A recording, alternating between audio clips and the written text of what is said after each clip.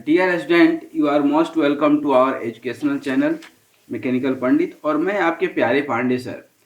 आज जो है हम लोग एक हाइलाइट्स या यूं कहें जो है सेंटर ऑफ ग्रेविटी का कुछ इम्पोर्टेंट पॉइंट्स जो हम लोग पिछले लगभग 10 लेक्चर में पढ़ चुके हैं, उसका एक समरी जो है हम देना चाहते हैं आपको। यहाँ पर सिर्फ एक समरी देंगे, ध्यान दीजिएगा। हम लोग लेक्चर नंबर 41 से लेकर के 50 तक जो है ये हमारा सेंटर ऑफ ग्रेविटी और मोमेंट ऑफ इनर्शिया का क्वेश्चन था, जिसके ऊपर काफ़ी सारा जो है हम लोग जो है क्या बताते हैं आपको, न्यूमेरिकल और थ्योरेटिकल कॉन्सेप्ट पढ़े हैं।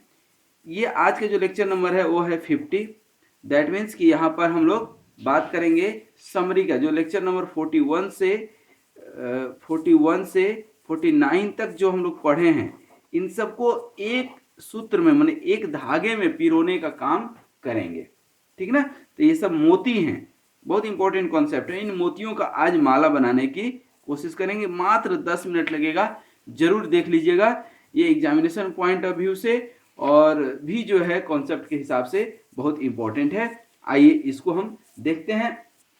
लेक्चर नंबर शुरुआत करते हैं 41 से कि हमने आपको क्या पढ़ाया था। जस्ट हम आपको एक ओवरव्यू दे रहे हैं, ब्रीफ दे रहे हैं, ठीक है। सबसे पहले हमने आपको सेंटर ऑफ ग्रेविटी में सेंट्रॉइड क्या होता है ये हमने बताया था कि जब एरिया का बात करते हैं, जब एरिया की बात करते हैं तो किसकी बात करते हैं?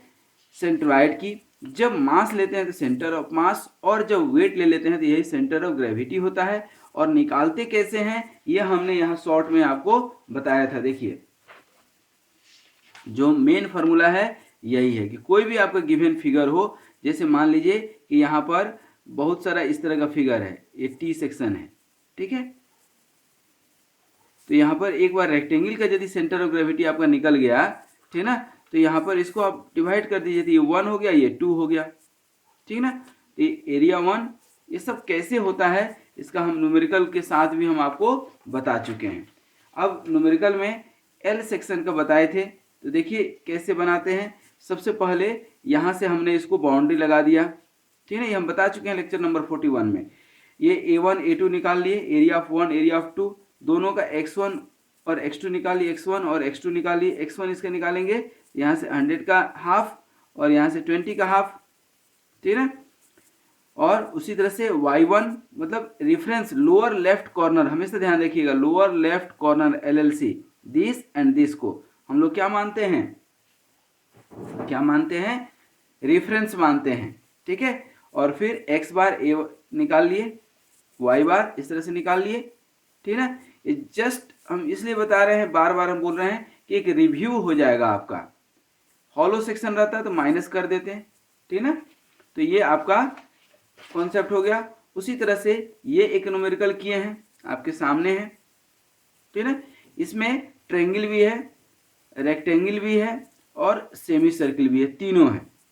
तीनों को यहाँ निकाल करके इंडिविजुअल, पहले तो सेंट्रॉइड निकालना सीखिए इंडिविजुअल का, ठीक है। ये सेंट्रॉइड हम लेक्चर नंबर 45 में बहुत डिटेल से बताए हैं, ठीक है। अभी भी हम आपको बता देंगे कि ट्रायंगल का, रेक्टेंगल का, सेमी सर्किल का क्या होता है। ये हमने सेक्शन बताए थे कि सेक्शन दो तरह से होता है, एक सिमेट्रिकल और अनसिमेट्रिकल। जैसे ये y के अबाउट सिमेट्रिक है, x के अबाउट भी सिमेट्रिक है। यहाँ देखिए सेमी सर्किल, ये y के अबाउट तो सिमेट्रिक है लेकिन x के अबाउट सिमेट्रिक नहीं है। ये L सेक्शन है, ये ना x के अबाउट सिमेट्रिक है ना y के अबाउट सिमेट्रिक है। यहाँ पर इसका सेंटर ऑफ ग्रेविटी कहीं लाई करेगा, ठीक है ना। ये H सेक्शन है आपका, x के और y के अबाउट सिमेट्रिक है। जिसके अबाउट सिमेट्रिक है सेंट्रॉइड उसी के ऊपर ले लीजिए, ओके। ये जो कुछ स्टैंडर्ड फिगर हैं आपके, रेक्टेंगल का जो है सेंट्रॉइड, रोम्बस का जहां पर इसके डायगोनल इंटरसेक्ट करेंगे, उसी तरह से सर्किल का सेंटर पर ही होता है, ठीक है ना, सेंटर पर ही सेंट्रॉइड होता है। ट्रेपेजियम का सेंट्रॉइड हम बताए थे। सेमी सर्किल का सेंट्रॉइड इधर से 4r/3π, ट्रायंगल का इधर से h/3 ऊपर से 2h/3, इधर से h/3, ठीक है ना, और इधर से 2h/3, मतलब ये यदि ऐसे है, ठीक है, ये यहाँ पर आपका सेंटर ऑफ ग्रेविटी है। ये नीचे से यदि यहाँ लेंगे आप h/3 तो ऊपर से कितना आ जाएगा 2h/3, इधर से आप लेंगे तो h/3 और इधर से लेंगे तो 2h/3, यदि h और h दोनों h हो, ठीक है। इसी बेसिस पर कॉन्सेप्ट बताए थे। ये टी सेक्शन आपको दिख रहा है, ठीक है ना, कि टी सेक्शन का सेंट्रोइड कैसे निकालते हैं, ठीक है। a1 a2 निकाले, x1 x2 निकाले, y1 y2 निकाले, ठीक है ना, निकाल करके और फिर ये हमने बताया था आपको, ठीक है ना। उसके बाद लेक्चर नंबर 2 में, ठीक है ना, लेक्चर नंबर 2 में, सॉरी 42 में हम जो है आगे बढ़े थे और मोमेंट ऑफ इनर्शिया का कॉन्सेप्ट समझाए थे। मोमेंट ऑफ इनर्शिया में आप जो है एरिया इनटू डिस्टेंस क्या हो जाता है, मोमेंट अबाउट एनी एक्सिस, और फिर से यदि हम डिस्टेंस से मल्टीप्लाई कर देते हैं तो क्या हो जाता है, वह क्या हो जाता है, moment of area. That means कि सेकेंड मोमेंट ऑफ एरिया, और उसी को मोमेंट ऑफ इनर्शिया बोलते हैं, ठीक है। ये आपके पास ये सब फार्मूला निकाल करके बताए थे, ठीक है ना, याद है आपको, अच्छी बात है। नहीं याद है तो याद कर लीजिए प्लीज, ठीक है ना, क्योंकि जरूरत पड़ेगी। ये देखिए, ये रेक्टेंगल का मोमेंट ऑफ इनर्शिया निकाले हैं, ट्रायंगल का निकाले हैं, सर्कल का निकाले हैं, सेमी सर्कल का निकाले हैं, ठीक है। ये सब आपको बिल्कुल याद रहना ही चाहिए, कॉन्सेप्ट बता चुके हैं आपको। दो तरह से निकालते हैं, एक तो आपको इस सेंटर ऑफ ग्रेविटी के अबाउट निकालेंगे, बेस के अबाउट निकालेंगे। चाहे कोई हम यहाँ लाइन खींच देते, लाइन के अबाउट निकाल सकते हैं क्या इसका moment of inertia? Yes sir, बिल्कुल निकाल सकते हैं। कैसे? Using parallel axis theorem. Parallel axis theorem use करेंगे तो आप निकाल सकते हैं, ठीक है। ये रेक्टेंगल का जो है हमने निकाल करके बताया था कैसे निकालते हैं, ठीक है। उसी तरह से ये आपका वाई वाई के अबाउट निकाले हैं। एक हॉलो रेक्टेंगुलर सेक्शन का कैसे निकालेंगे ये भी आपको हम बताए थे, ठीक है। उसके बाद इसी चैप्टर में रेडियस ऑफ जायरेशन का भी कॉन्सेप्ट बताए थे, I equal to a x square. किसी भी सेक्शन का हम रेडियस ऑफ जायरेशन निकाल सकते हैं, क्योंकि ये जो है क्या है, एक ज्योमेट्रिकल प्रॉपर्टी है that helps you to identify geometrically which figure is more stronger, ठीक है। परपेंडिकुलर एक्सिस थ्योरम हमने बताया था आपको, ठीक है ना। ये देखिए आपका परपेंडिकुलर एक्सिस थ्योरम है, ठीक है।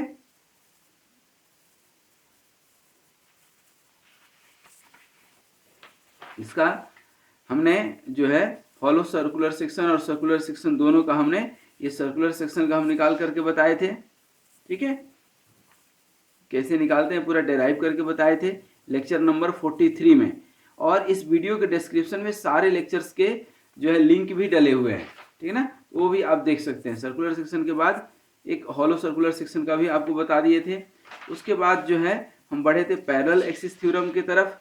पैरेलल एक्सिस थ्योरम बहुत इंपॉर्टेंट है, प्रैक्टिकली इसका सबसे ज़्यादा उपयोग है, क्योंकि परपेंडिकुलर एक्सिस थ्योरम तो जनरली जो है आपको सर्कुलर सेक्शन में लगता है, अदर सेक्शन में जो है आपको पैरेलल एक्सिस थ्योरम लगता है। ये ट्रायंगल का हमने निकाल करके बताया था कि कैसे हम निकालते हैं, ठीक है। फिर ये एक सेमी सर्कुलर सेक्शन का बताए थे आपको, ठीक है।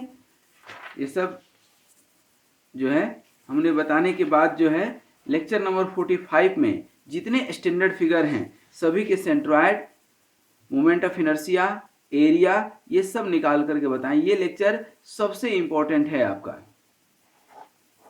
ठीक है।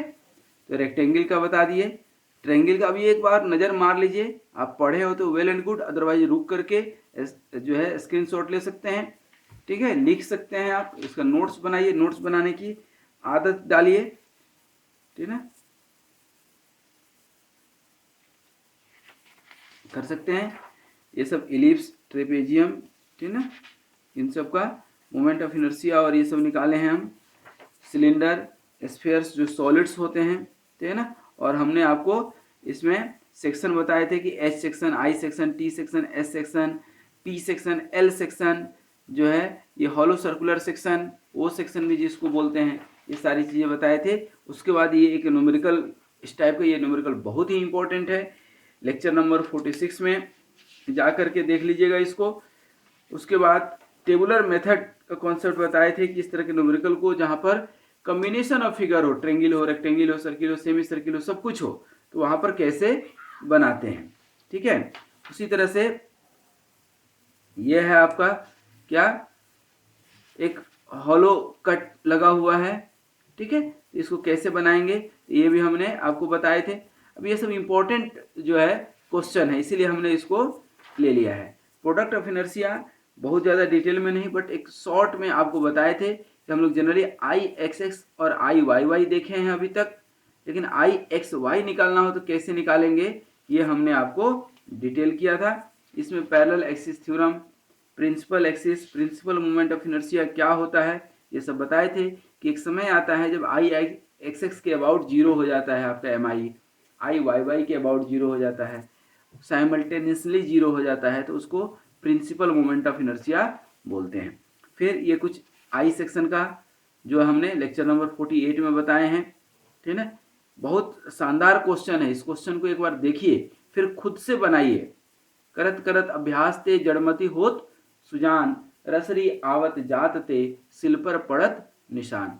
आपको मेहनत तो करना पड़ेगा, बिना मेहनत किए तो जो है नहीं होगा, कुछ नहीं होगा।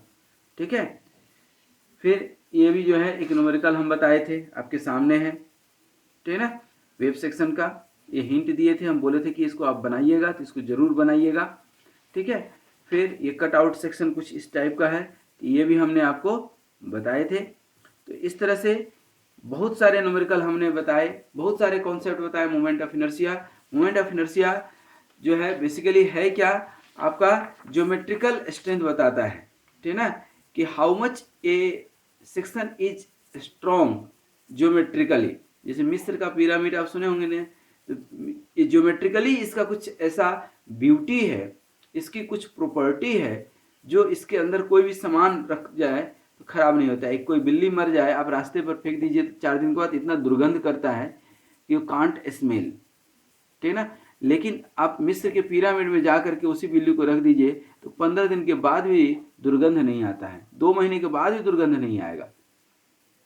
तो उसमें कोई चमत्कार नहीं है, बट कि इसके ये ज्योमेट्रिकल जो है प्रॉपर्टी है, उसका वह गुण है। ठीक है, तो इस तरह से हम लोग पुराने ज़माने में महल बनाते थे तो कहीं पे रॉड और कंक्रीट यूज नहीं करते थे, लेकिन पैराबोलिक स्ट्रक्चर यूज करते थे। बनाने में बड़ा टफ होता है लेकिन स्ट्रॉन्ग बहुत होता है। आज के ज़माने में सब स्ट्रेट स्ट्रेट जो है, इसीलिए तो लोग ताजमहल जाते हैं देखने, व्हाइट हाउस नहीं जाते हैं देखने। क्यों?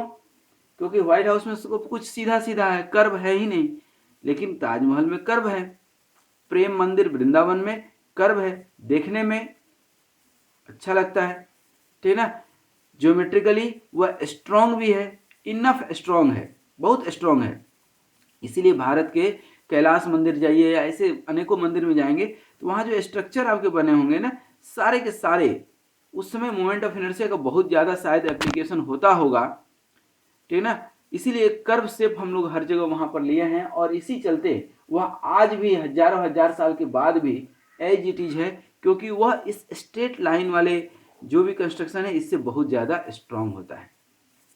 ठीक है ना, कहते हैं महिलाएं जो है ज़्यादा स्ट्रॉन्गर होती हैं पुरुष के। क्यों? क्योंकि पुरुष में सब कुछ स्ट्रेट स्ट्रेट है, सीधा सीधा हिसाब है, लेकिन महिलाएं, मातृशक्ति जो है हमारी है, वो हमेशा उसका कर्व शेप, हर जगह कर्व शेप बना हुआ है, पूरी शरीर बनी हुई है।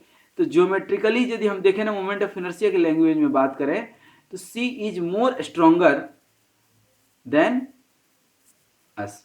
ठीक है, तो एनीवे ये तो एक कॉन्सेप्ट था जिसको कि कहीं ना कहीं हम मोमेंट ऑफ इनर्शिया से जोड़ने की यूज कर रहे थे।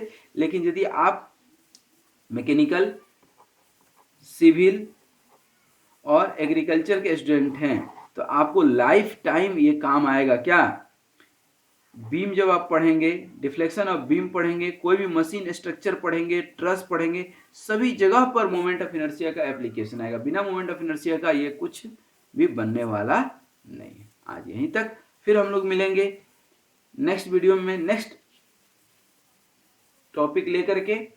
तब तक आप सुखी रहिए, स्वस्थ रहिए, मस्त रहिए और मुस्कुराते रहिए। धन्यवाद।